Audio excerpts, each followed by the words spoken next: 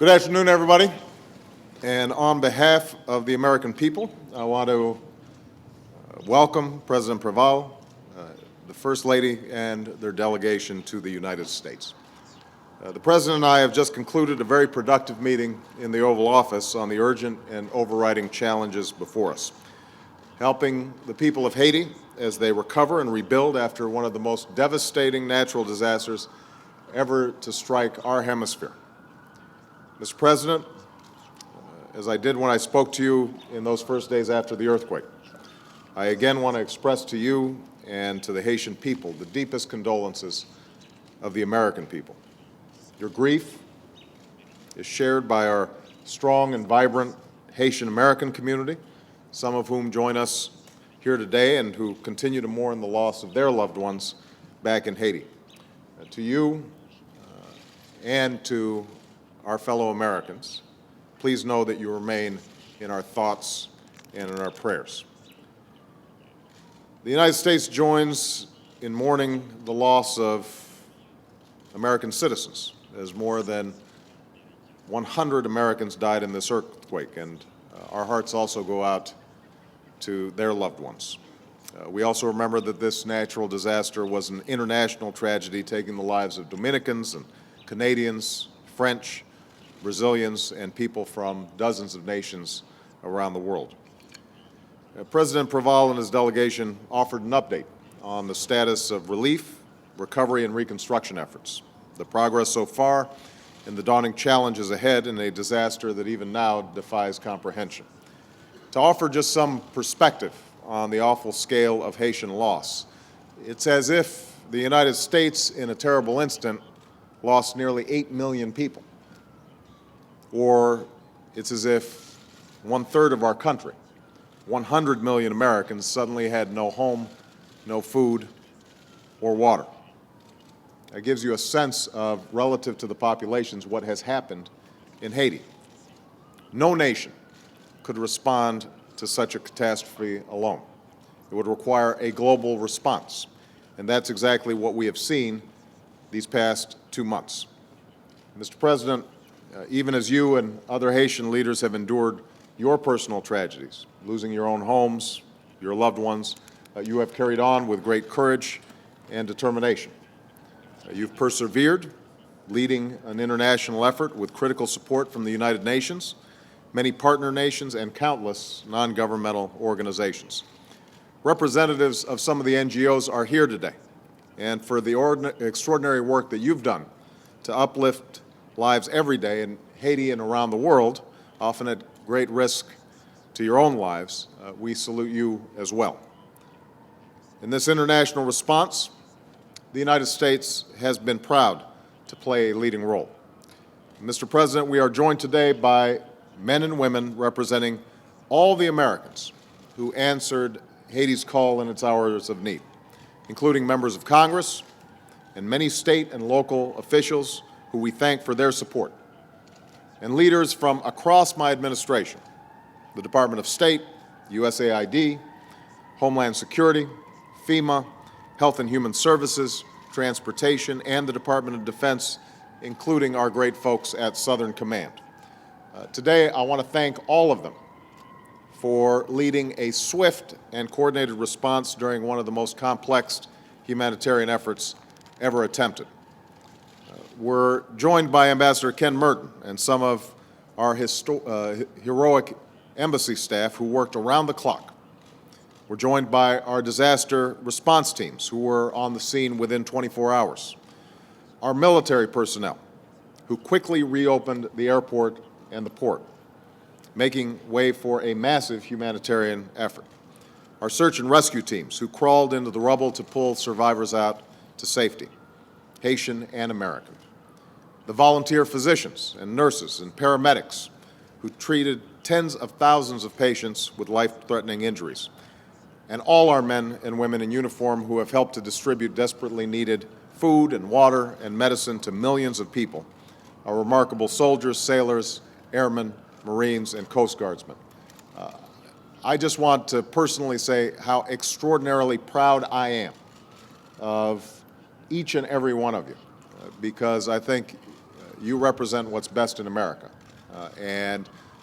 I could not be prouder of the response that all of you were engaged in during this humanitarian crisis. Now, no relief effort of this magnitude is without its difficulties, but there should be absolutely no doubt in anybody's mind. Along with their Haitian and international partners, these men and women made a difference. They saved lives, countless lives of men and women and children. So, Mr. President, if you will permit us this moment to briefly express once again our admiration for all those who stepped forward, who volunteered, who represent the true character of our country, and who projected to the world the best face of America, a face of compassion and generosity. Each and every one of you can take enormous pride at your service, and every single American thanks you for making us so proud.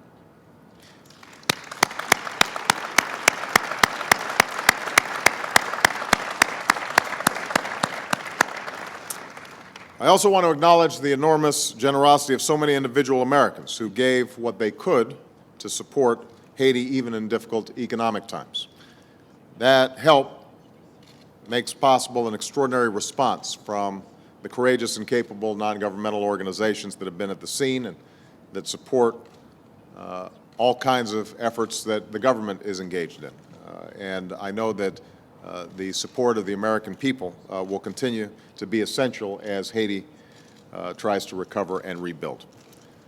As President Préval and I discussed, the situation on the ground remains dire, and people should be under no illusions that the crisis is over.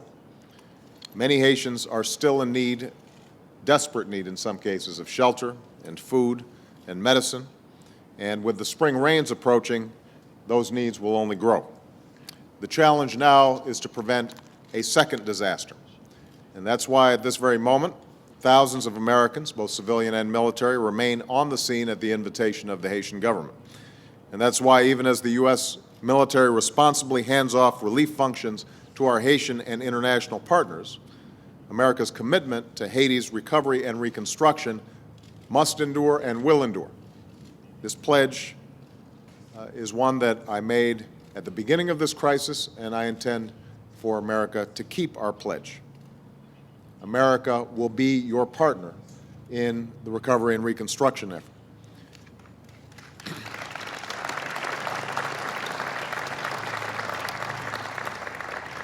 Toward that end, the International Donors Conference at the United Nations later this month will be an opportunity, an important opportunity for all parties.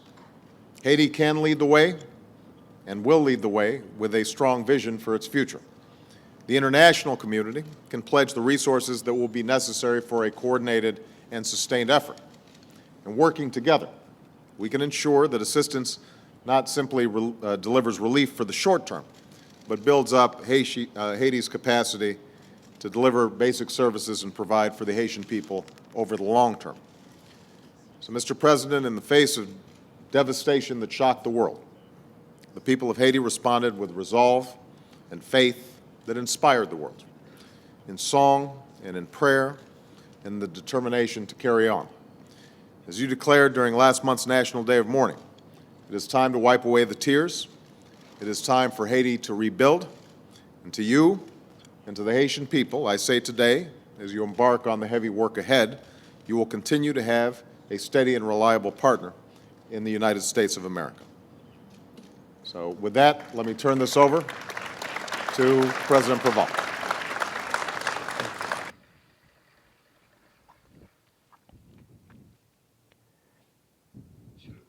Mr. President, dear friends in Congress, members of the organizations that helped Haiti in this moment of need, the Haitians of Washington. The damages caused in Haiti by the earthquake of January 12, 2010 are unimaginable. But the response from the international community, from Asia to Africa, from the United States, from Canada, from all of Latin America, from the Caribbean, from Europe, all the way to the Middle East, This response, thanks to its swiftness, thanks to its size, was commensurate with the disaster. Today, here and now, I would like to thank the American people. I would like to thank Congress. I would like to thank the administration, and you in particular, Mr. President, as well as your wife, not only for the material aid, but also for the moral support, the psychological support that helped us realize that we were not alone, and that provide us great comfort in our distress. You, thanks to your statements, sent a message to all of those who provided help to Haiti. Needless for me to repeat that which you said. So I would like to thank you for having made it possible for these people to come to help us. Mr. President, for me, this is also an opportunity to express my sympathy, my condolences to all of the American families for whom members of their families were killed, injured in Haiti during this earthquake. Dear friends, we must draw the lessons from what occurred in Haiti. These are lessons for all of mankind. The Haiti earthquake was immediately followed by the earthquake in Chile, as well as other earthquakes throughout the world. And the countries that have seismic risks are not merely those countries which are located on top of seismic faults. In fact, the tsunamis, which are the repercussions of break-in faults, threaten other regions as well as the United States. In addition to earthquakes and tsunamis, global warming is a major concern for the entire planet. We must draw the lessons from what occurred in Haiti. The massive, spontaneous, generous help was a good response to the disaster. However, its effectiveness must be improved because effectiveness depends on the quality of coordination. This is why I support the idea of the creation of so-called red helmets within the United Nations. And these would be an observatory, a warning system, a provision system for natural disaster, and a humanitarian force which would be the equivalent of the blue helmets. It was proposed that there should be so-called red helmets, a humanitarian force, in order to intervene, and that would work in a coordinated manner as soon as the first minutes after a disaster, which are fundamental to saving lives.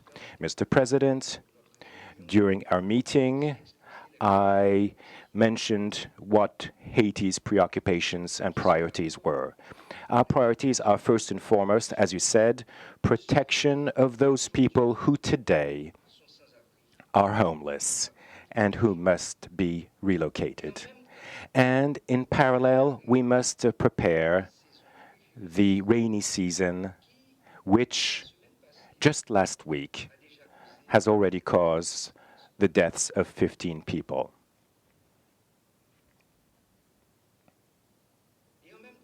And at the same time, much more basically, we must deal with the need of rebuilding Haiti thanks to an effective decentralization policy, namely offering health care, education, jobs to all Haitians, men and women, regardless of where they live in the country, in order to prevent migratory flows towards the big cities, towards Port-au-Prince, and that will help avoid that disasters such as the earthquake would cause so many victims. On March 31st, there will be at the United Nations an international conference in order to support the reconstruction of Haiti. I do hope that all participants will share this philosophy, this vision of decentralization. And at the same time, just as the first responders, I do recommend the concept of a coordination via the creation of a trust fund, a donors trust fund whose implementation would be done, followed according to a unique procedure carried out by one executing agency. We talked about this, and I do know that we can already count on your support to be the advocate of that ID during this conference in support of our vision. Thank you very much.